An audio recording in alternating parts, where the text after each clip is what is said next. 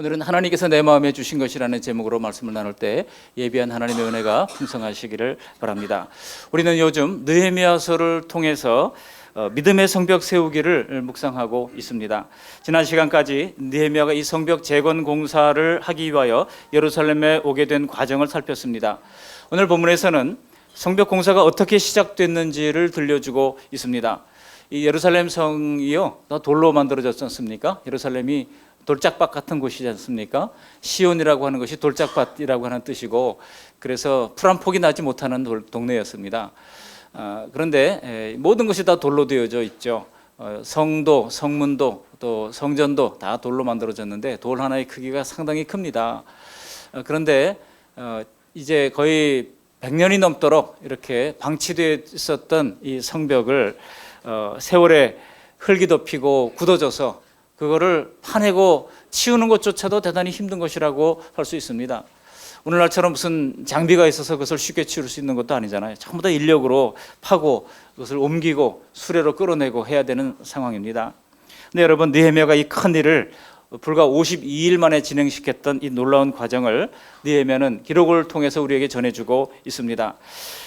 이미 말씀드렸지만 느헤미야의 성벽 재건 사건은 교회 시대인 오늘 성도들에게는 하나님의 나라와 총체적인 이 삶, 우리의 삶의 총체적인 현장에서 믿음의 성벽을 쌓는 것이라고 이미 말씀을 드렸습니다.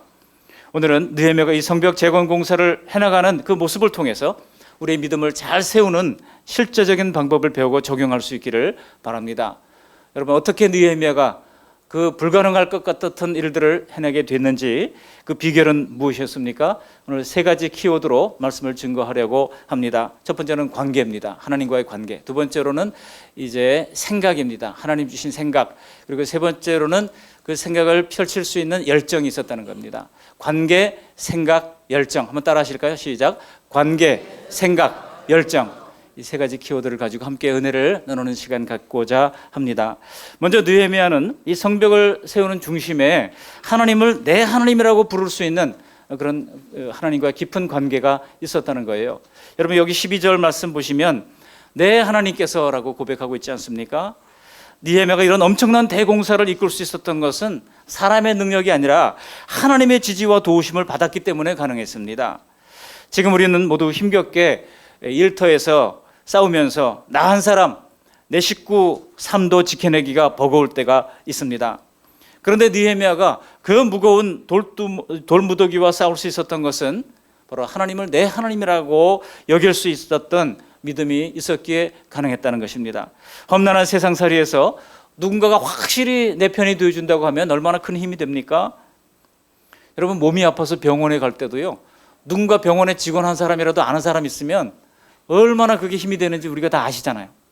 그분이 먼저 알아서 다 연락도 해주고 미리 또 예약도 잡아주고 이렇게 막 도와줄 때, 야, 이게 이 병원에 정말 문직이라도 한 사람 아는 사람이 있으면 얼마나 우리에게 큰 힘이 되는가를 우리가 이미 다 아시지 않습니까? 그러나 느헤미야의 성벽 건축의 전 과정을 보시면 느헤미야가 의지했던 것은 사람이 아니라 오직 내 하나님이었던 것을 알 수가 있습니다. 사람 친구도 우리 인생을 살아가면서 우리에게 큰 울타리가 되어줄 때가 있습니다만 하나님은 불변하는 울타리가 되신 줄 믿습니다. 여러분, 솔직히 사람이 아무리 큰 울타리가 된다 할지라도 그 울타리는요, 흔들리는 울타리에 불과합니다.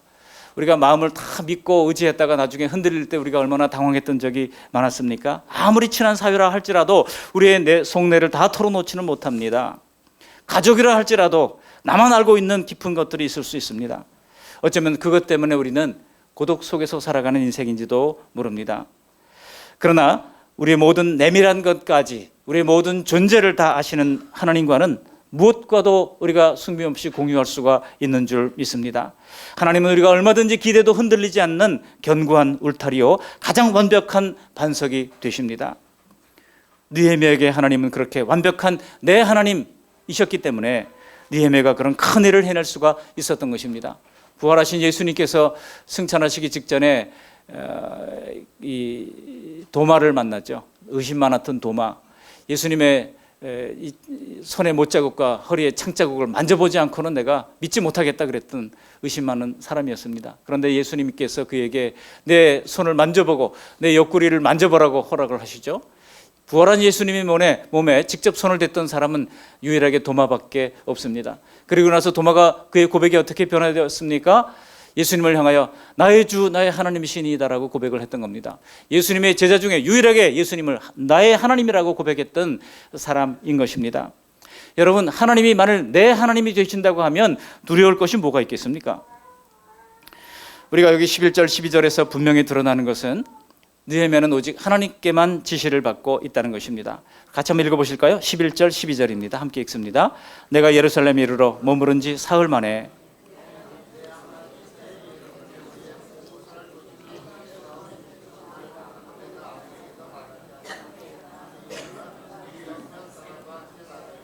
내가 탄 짐승 외에는 다른 짐승이 없더라.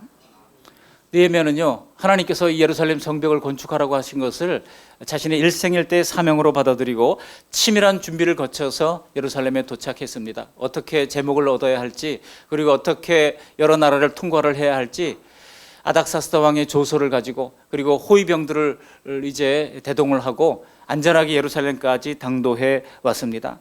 그런데 여러분, 그가 예루살렘에 왔을 때 얼마나 만나고 싶은 사람이 많았겠습니까? 거기에 있는 사람들, 누구와 같이 동반해서 그 일을 해야 될지 사람을 찾고 또 상황이 어떤지도 보고 싶고 했던 것이 얼마나 많았겠습니까? 그래서 제가 오늘 말씀을 준비하면서요, 11절 말씀을 깊이 묵상하다가 큰 은혜를 받았어요. 여러분, 11절 말씀 다시 한번 읽어보실까요?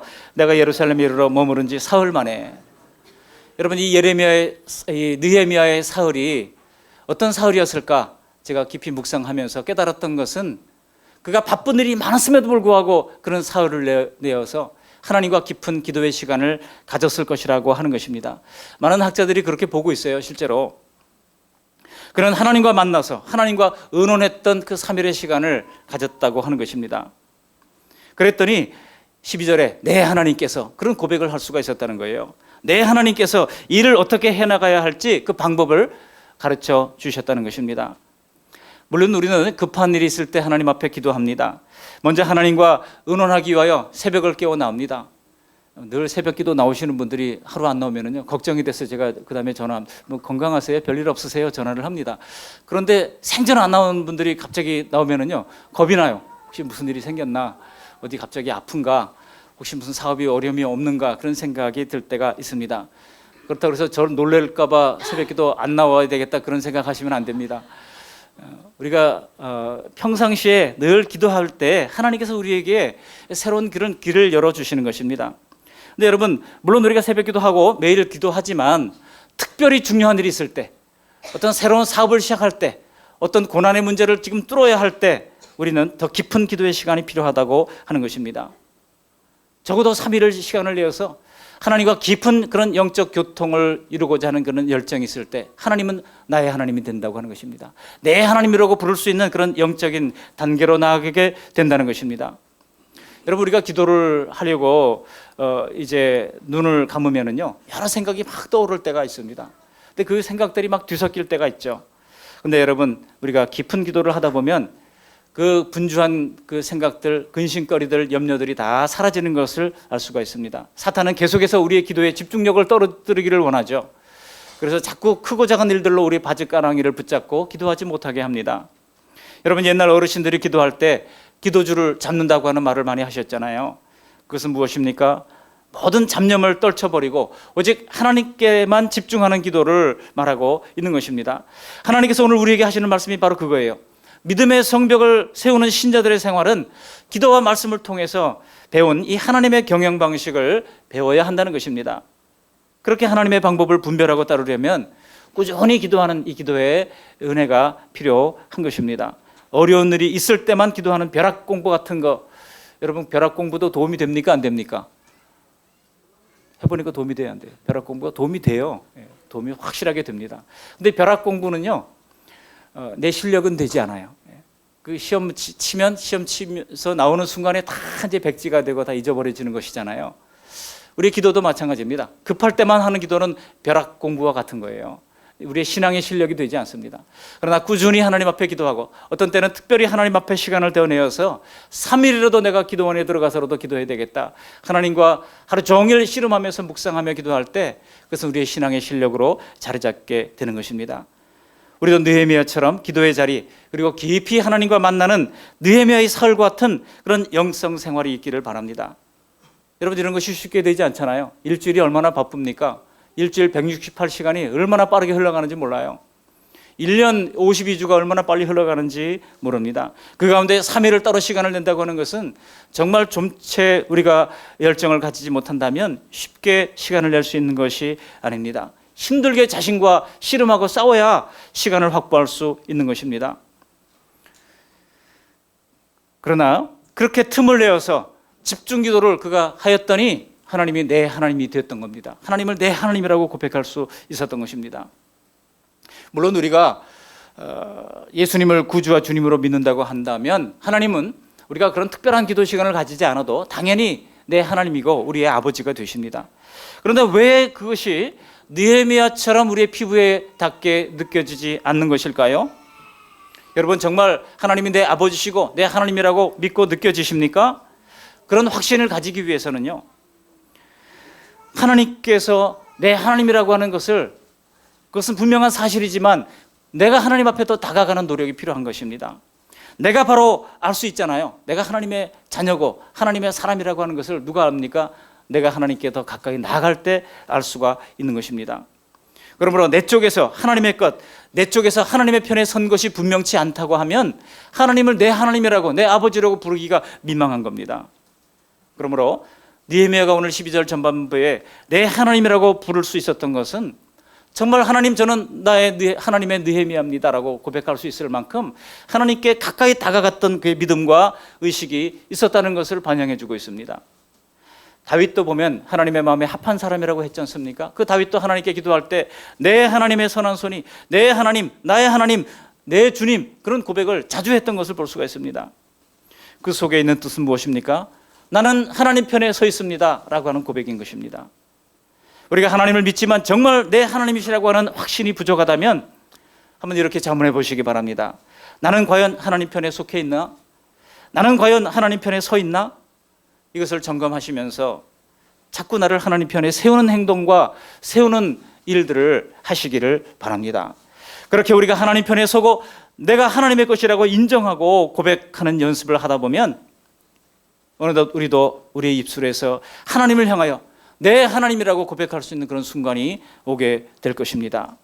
하나님을 내 하나님이라고 부를 수 있는 깊은 관계, 이것이 느헤미야가 52일 만에 그 성벽을 건축할 수 있는 기적 같은 일들을 만들어낼 수 있었던 가장 근본적인 DNA였던 것입니다.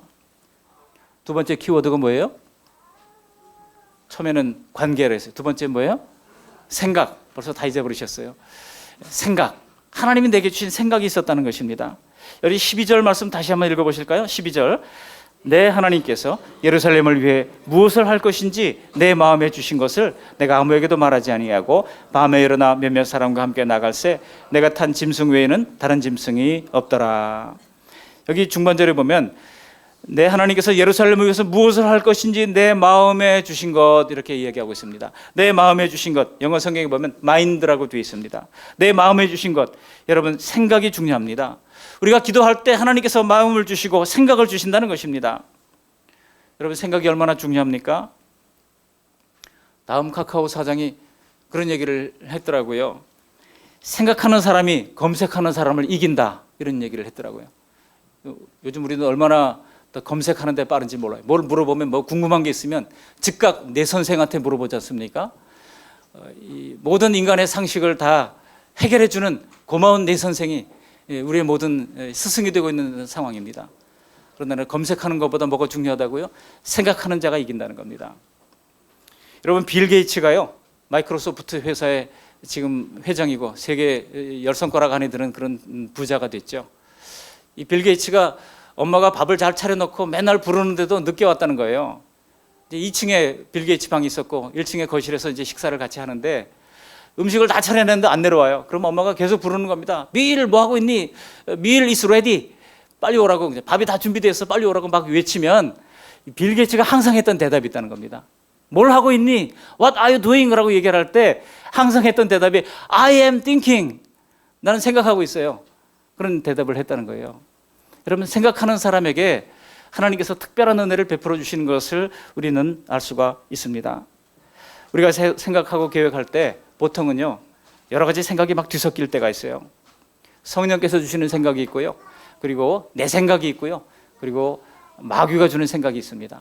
우리가 영적인 존재이기 때문에 우리가 단지 지적인 존재만이 아니잖아요. 이런 것들이 막 뒤섞일 때가 있습니다. 제 경험상으로는 내 생각은요, 항상 성급할 때가 많아요. 마귀의 생각은요, 부정적일 때가 많습니다. 근데 성령께서 주시는 생각은 모든 것을 아주 클리어하게, 아주 분명하게 이제 구분해 낼 수 있고, 그러면서도 긍정적이에요. 할 수 있다는 그런 마음을 주십니다. 그래서 여러분, 내 생각대로 성급하게 한 일은 대부분 결과가 좋지 않아요.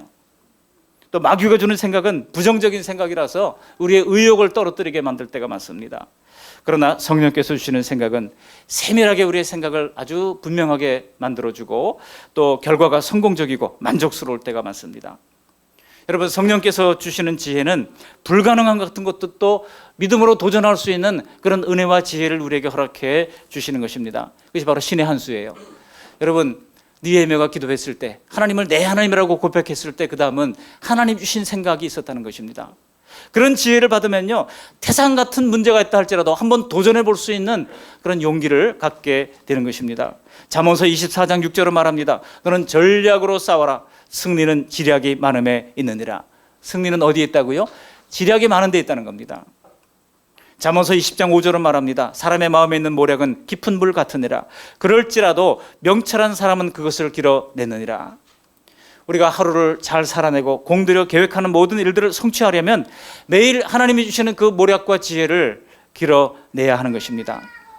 그런데 우리가 보고 있는 느헤미야서에는 이 단 한 줄의 초자연적인 기적도 기록되지 않고 있어요. 그전에는 얼마나 많은 기적들이 있었습니까? 출애굽기를 보세요. 얼마나 많은 기적으로 가득 찬 책입니까? 그런데 느헤미야서에는요, 단 하나의 기적도 보이지 않습니다. 여러분, 우리가 기도하고 응답받는 것도 마찬가지예요. 이 하나님의 선한 손의 도우심은 사람의 손을 통해서 우리에게 도우심을 제공합니다. 하나님이 자연 세상에서 거기에 맞는 법칙대로 우리를 살게 하셨잖아요.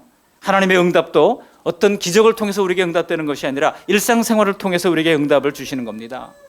창세기 8장을 보시면 대홍수 다음에 하나님이 노아에게 이렇게 말씀하십니다. 8장 22절에 보시면은요, 심음과 거둠과 추위와 더위와 여름과 겨울과 낮과 밤이 쉬지 아니하리라 그랬어요. 여러분, 그 말씀의 의미가 무엇이겠습니까? 홍수 이후에는 하나님이 노아의 홍수 이후에 어떤 특별한 그런 기적을 통해서 개입하시지 않겠다는 뜻입니다. 그냥 자연의 법칙 그대로 우리가 뿌린 대로 거두고 노력한 만큼 거두게 하신다는 뜻입니다. 그러므로 이런 합리적인 법칙을 무시하고 요행만 바라는 것이 기독교 신앙이 아니에요. 정말 느헤미야의 단 한 줄의 초자연적인 기적이 없었음에도 불구하고 느헤미야는 52일 만에 150년 동안 손도 못 댔던 이 성곽 공사를 다 마무리하게 되는 기적 같은 일들을 행하게 되는 것입니다. 어떻게 그게 가능했습니까? 하나님이 내 마음에 주신 생각대로 열심히 하는 것만으로도 그 기적 같은 일들은 충분했다고 하는 사실입니다. 여기서 이렇게 질문하시는 분들이 있을 거예요. 아니, 그러면 열심히 하는 것하고 기도하고 하는 것하고 무슨 차이가 있습니까? 라고 질문하는 분들이 있어요. 기도하지 않아도 열심히만 하면 되는 거 아닙니까? 그렇게 묻는 분들이 있습니다. 어떻게 다르냐고요? 많이 다릅니다. 뭐 다른 말 할 게 없어요. 많이 다릅니다. 기도하면 하나님이 지혜를 주시고, 기도하면 하나님께서 사람들을 감동시켜 주시고, 기도하면 내가 끝까지 해낼 수 있도록 하나님께서 용기와 의지를 우리에게 북돋아 주시는 것입니다. 내가 못하는 부분은요, 하나님의 선하신 손이 우리가 잠자는 중에도 부지런히 움직여서 그 일을 성취하게 하시는 것입니다. 믿으십니까? 여러분, 그래서 우리가 기도할 때 하나님은 우리의 눈에 휘둥그레지는 그런 기적 같은 일이 없다고 할지라도 우리 일상생활을 통해서도 얼마든지 위대한 것을 이룰 수 있도록 도와주시는 것입니다. 그러므로 여러분, 자꾸만 어떤 기적 같은 신앙에만 관심을 기울이면 우리의 삶이 더 풍요롭고 더 아름답고 더 자연스러운 삶을 누리지 못하는 것입니다. 그러므로 자꾸만 이 세상과 불균형을 초래하고 부조화를 만들어내는 것을 강한 믿음의 상징이라고 생각하면 안 됩니다. 오히려 강한 믿음은요, 이 세상에서도 통하는 것입니다. 오늘 느헤미야가 바로 그것을 보여주시는 것입니다. 보십시오. 지금 느헤미야가 그 마음에 하나님이 주신 생각대로 하는데 모든 게 얼마나 합리적이고 모든 게 얼마나 탁월하게 이 일들이 진행되고 있는지 모릅니다. 기도 중에 하나님이 주신 생각, 그 생각을 구하시는 우리 모두가 되시기를 바랍니다. 세 번째로 느헤미야의 성벽을 완성했던 이 성공의 배후에는 이 세 번째 키워드가 있습니다. 세 번째 키워드가 뭐라고요? 열정. 어르신들이 더 잘 기억하시고, 열정이 있다고 말씀드렸습니다. 하나님 주신 생각을 실행하려고 하는 열정이 있었다고 하는 것입니다. 오늘 여기 느헤미야 말씀 보시면 12절 하반절에 보세요. 하나님의 마음에 주신 생각대로 실행했던 그 과정이 잘 나와 있습니다. 우리는 이것을 우리의 사회생활, 우리의 가정생활에도 적용시킬 수가 있습니다. 먼저 그는 상황을 파악합니다. 그리고 사람들을 설득합니다. 그들을 설득하기 위하여 객관적 증거를 제시하면서 마침내 사람들의 마음을 움직여서 함께 이 일을 해내는 그런 동의를 구하게 되는 것을 볼 수가 있습니다. 여기 보시면 12절 하반절에 내가 아무에게도 말하지 아니하고 밤에 일어나 몇몇 사람과 함께 나갈새 내가 탄 짐승 외에는 다른 짐승이 없더라고 말씀하고 있습니다. 여러분, 그동안 성벽 재건을 위해서 과거에도 시도됐던 적이 있었지만은 주변 나라들의 방해로 말미암아 더 이상 할 수 없이 중지되고 말았습니다. 여러분, 남이 나보다 잘 되는 것을 좋아하는 이웃은 사실상 별로 많지 않습니다. 내가 잘 되는 것을 정말 좋아하는 이웃이 있다면 정말 진정한 친구라고 할 수가 있을 겁니다. 여러분, 시장에서도요, 장사 잘 되는 가게 옆에 사람들 얼굴 표정을 보면 별로 그렇게 좋아 보이지 않아요. 어떤 장로님이 닭갈비를 크게 하시는데요, 장사가 도로변에서 잘 될 때 차들이 거기 도로변에 차를 대고 와서 이제 고객들이 음식을 먹었거든요. 근데 옆에 있는 가게는 똑같은 가게인데 장사가 안 되는 겁니다. 근데 그 옆에 다른 차들이 고객들이 확 차를 대놓는 거예요. 근데 고객들이 밥을 잘 먹고 나왔는데 자동차들이 전부 다 주저앉아 있어요. 누가 타이어 바람을 다 빼놓은 거예요. 나중에 알아보니까 옆에 있는 가게 사장님이 우리 가게는 안 들어오고 말이지, 우리 가게 앞에 차를 대놓는다고 바람을 다 빼놓은 거예요. 장사쌤이 그렇게 무서운 겁니다. 여러분, 본문 앞에 10절에도 보면 이런 하나님의 역사를 지독하게 방해했던 사람들이 명단이 나오고 있지 않습니까? 우리 10절 말씀 같이 한번 읽어보실까요? 호론 사람 산발락과 종이었던 암몬 사람 도비야가 이스라엘 자손을 흥황하게 하려는 사람이 왔다 함을 듣고 심히 근심하더라. 그런데 오늘 본문에 보면요, 사람이 하나 더 늘었어요. 여기 16절 말씀 함께 19절 말씀 함께 읽어보시겠습니다. 19절.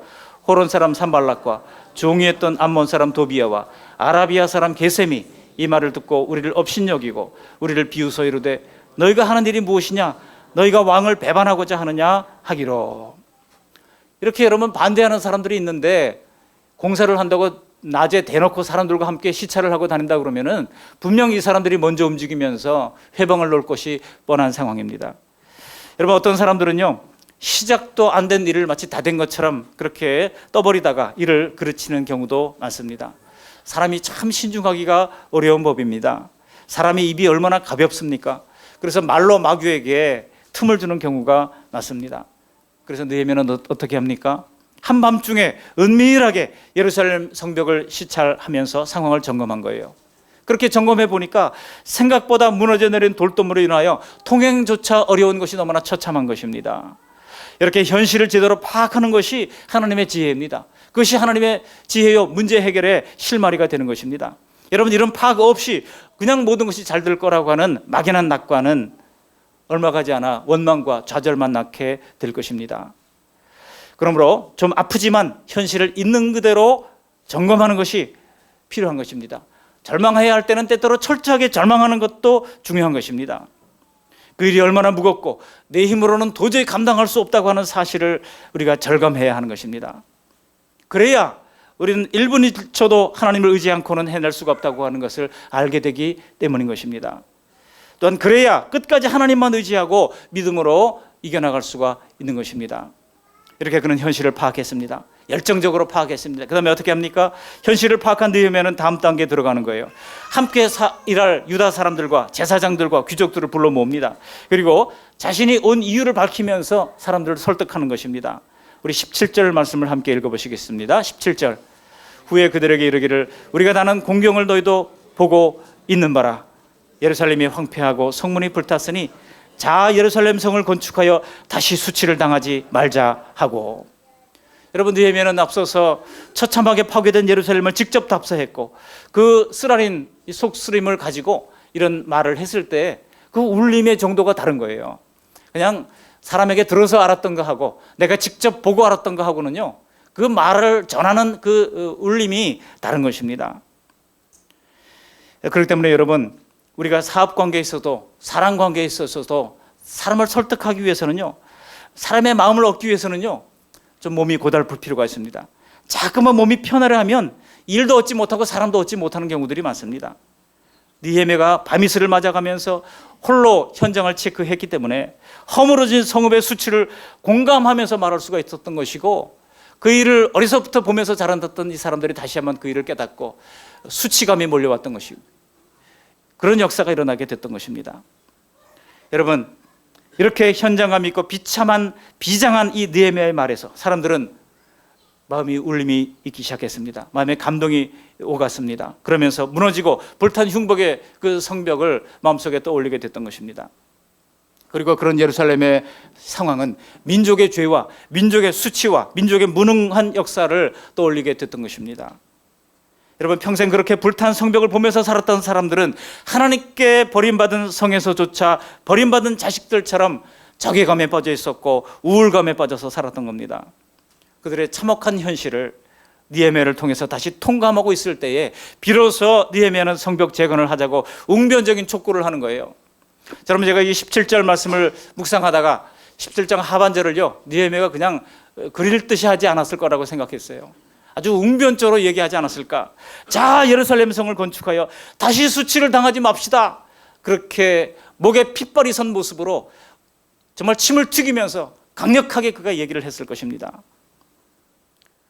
믿음의 성벽이 무너진 삶은 수치인 것입니다. 그러나 우리 믿음이 잘 세워지면 다시는 수치를 당하지 않게 됩니다. 우리 하나님은, 내 하나님은 의지하는 성도들에게 수치를 당하지 않게 하시는 분이십니다. 우리가 수치를 당하는 이유는 무엇입니까? 하나님이 아닌 다른 무언가를 더 의지했기 때문입니다. 요엘서 2장 26절로 말씀합니다. 너희는 먹되 풍족히 먹고 너희에게 놀라운 일을 행하신 너희 하나님 여호와의 이름을 찬송할 것이라. 내 백성이 영원히 수치를 당하지 아니하리로다. 요엘 기자가요, 앞으로 장차 성령이 오시면 이루어지게 될 일을 예언을 했던 겁니다. 성령이 오시면 놀라운 일을 행하게 하셔서 내 백성이 영원히 수치를 당하지 않게 하신다고 약속을 해주신 것입니다. 여러분, 느헤미야는 사람들을 설득할 때 이렇게 감동적인 웅변을 통해서 설득을 했던 것입니다. 뿐만 아니라 설득을 하되 마지막 비장의 최종적 무기를 꺼내는데 객관적인 증거를 들이댑니다. 18절 말씀을 함께 읽어보십니다. 18절. 또 그들에게 하나님의 선한 손이 나를 도우신 일과 왕이 내게 이른 말씀을 전하였더니 그들의 말이 일어나 건축하자 하고 모두 힘을 내어 이 선한 일을 하려 하매.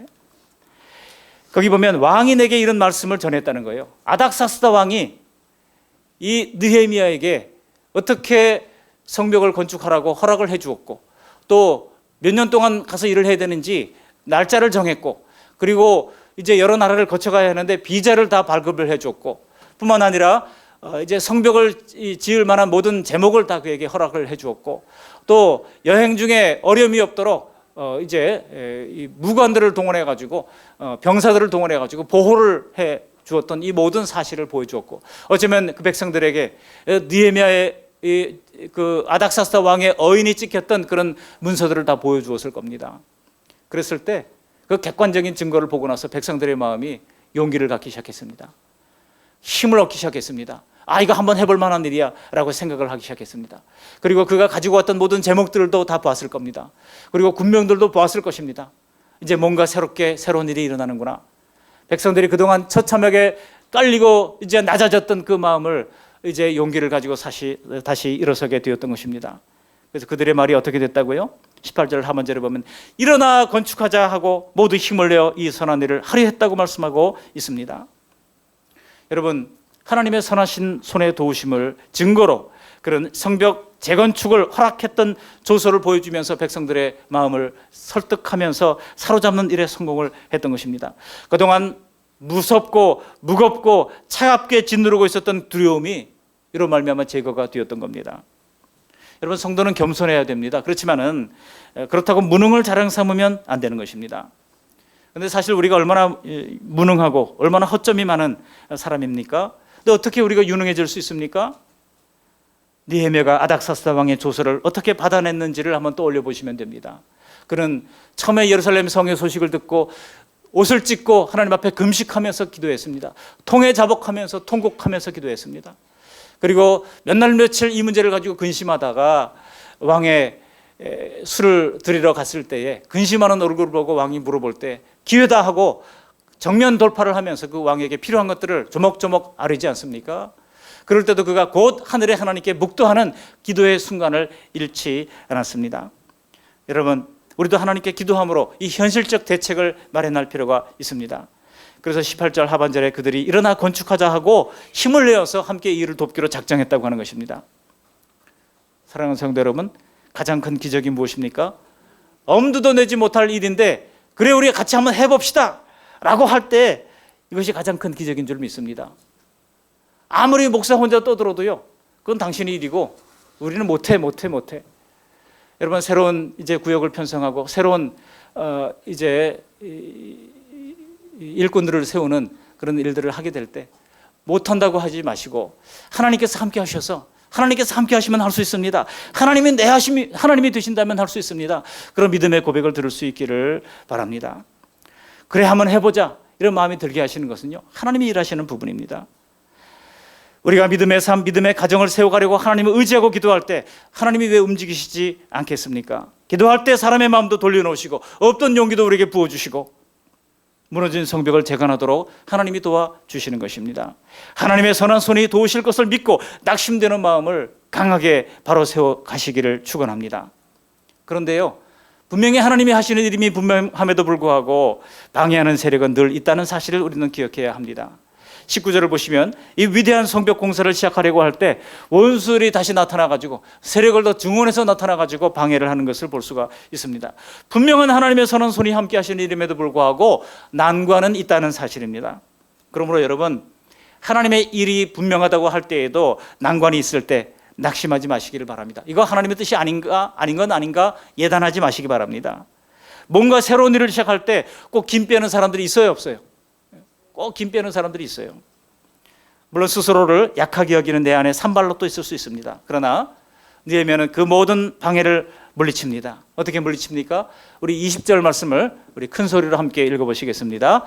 내가 그들에게 대답하여 이르되 하늘의 하나님이 우리를 형통하게 하시리니 그의 종들인 우리가 일어나 건축하려니와 오직 너희에게는 예루살렘에서 아무 기업도 없고 권리도 없고 기억되는 바도 없다 하였느니라.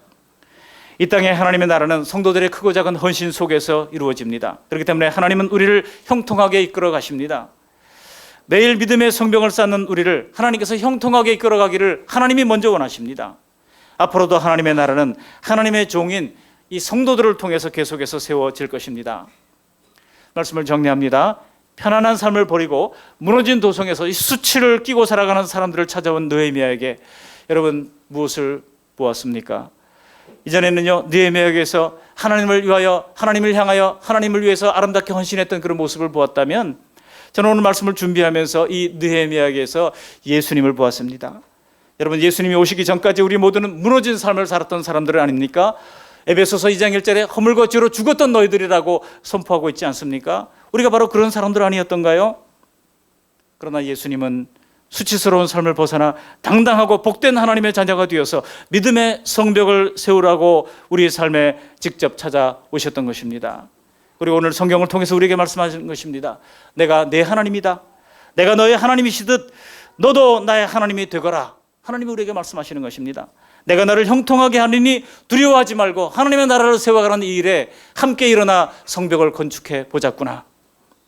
그래야 하나님이 약속하신 복된 기업과 유산을 상속받으려무나. 여러분, 이 주님의 음성을 듣고 하나님과 관계를 바로 세우고 그리고 하나님이 주신 생각을 바로 깨닫고 그 생각을 실천할 수 있는 열정을 가지고 부지런히 움직여서 주님의 나라를 확장해 나가는 우리 모두가 되시기를 주님의 이름으로 축원합니다. 아멘. 고마우신 하나님 감사합니다. 날마다 귀한 주님의 말씀 들려주심을 감사를 드립니다. 오늘 말씀을 듣고 보니 하나님, 우리가 참 기적 같은 일들을 하나님이여 행할 수 있었던 그 비결이 무엇인가를 가르쳐 주시니 감사합니다. 먼저 하나님이 내 하나님이 되는 깊은 영적 관계 속에 들어갈 수 있도록 은혜를 베풀어 주시옵시고, 하나님 또한 하나님이 주신 생각을, 기도 중에 하나님 주신 생각을 마음에 품고 하나님을 향한 열정을 가지고 부지런히 심고 또 심어서 하나님 주변 사람들을 움직이고 하나님의 나라를 세워가는 일에 크게 헌신할 수 있는 믿음의 사람들이 다 될 수 있도록 은혜 위에 은혜를 덧입혀 주시옵소서. 예수님 거룩하신 이름으로 감사하며 기도합니다. 아멘.